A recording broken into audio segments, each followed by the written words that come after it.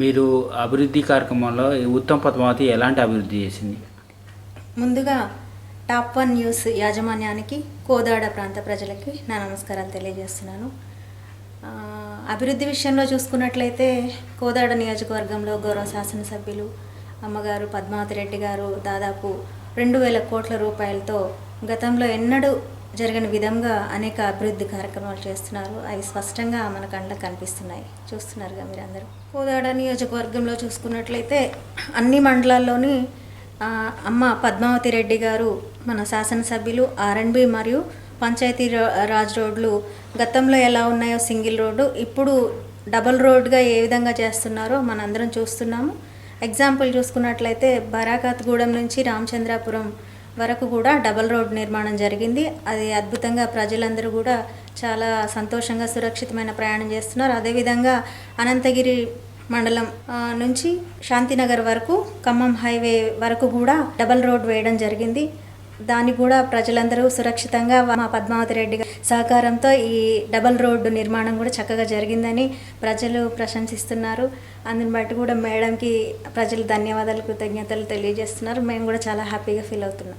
అలాగే అన్ని మండలాల్లో చూసుకున్నట్లయితే కోదాడ మండలం కావచ్చు, చిలుకూరు మండలం కావచ్చు, మోతే మండలం కావచ్చు, ఇలా 6 మండలాల్లో కూడా అన్ని డబల్ రోడ్లు వేయించడం జరిగింది. దానికి పద్మావతి రెడ్డి అమ్మగారికి కృతజ్ఞతలు తెలియజేస్తాం.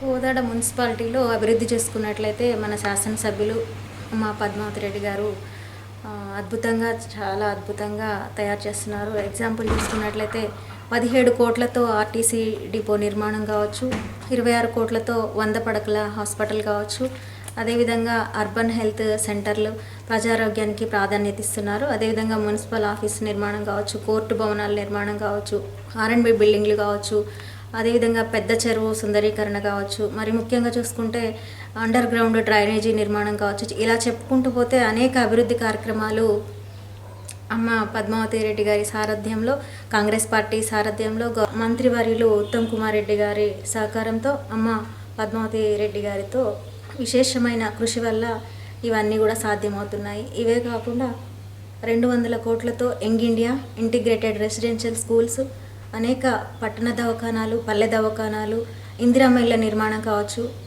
మరి రాష్ట్రంలో ప్రథమ స్థానంగా ఈ కోదాడ నియోజకవర్గాన్ని అమ్మ పద్మావతి రెడ్డి గారు నిలుపుతుందని సగర్వంగా కాంగ్రెస్ పార్టీ సేవకురాలిగా సగర్వంగా గర్వపడుతున్నారు. ఇవే కాకుండా 200 కోట్లతో young India integrated residential schools, అనేక పట్టణ దవాఖానాలు, పల్లె దవాఖానాలు, ఇందిరమ్మ ఇళ్ల నిర్మాణం కావచ్చు. మరి రాష్ట్రంలో ప్రథమ స్థానంగా ఈ కోదాడ నియోజకవర్గాన్ని అమ్మ పద్మావతి రెడ్డి గారు నిలుపుతుందని సగర్వంగా కాంగ్రెస్ పార్టీ సేవకురాలిగా సగర్వంగా గర్వపడుతున్నారు. కోదాడ శాసనసభ్యులు అమ్మ ఉత్తమ్ పద్మావతి రెడ్డి గారు దంపతులు నిజంగా ఉత్తములే. అటువంటి పద్మావతి రెడ్డి గారు మా శాసనసభ్యులు కావడం కోదాడ నియోజకవర్గ ప్రజల అదృష్టం, మా అదృష్టం కూడా. పద్మావతి అమ్మగారు సారథ్యంలో పనిచేయడం నా అదృష్టంగా భావిస్తున్నాను. వారు ఎటువంటి బాధ్యత నా పైన పెట్టినా కాంగ్రెస్ పార్టీ గెలుపు కోసం, పద్మావతి రెడ్డి గారి గెలుపు కోసం శక్తి వంచన లేకుండా అన్ని వర్గాల ప్రజలతో కలిసి పనిచేస్తాను. ధన్యవాదాలు. నేను యాతకుల జ్యోతి మధుబాబు, మాజీ ఎంపీపీ, నడుగుడం మండలం, కోదాడ కాన్స్టిట్యున్సీ.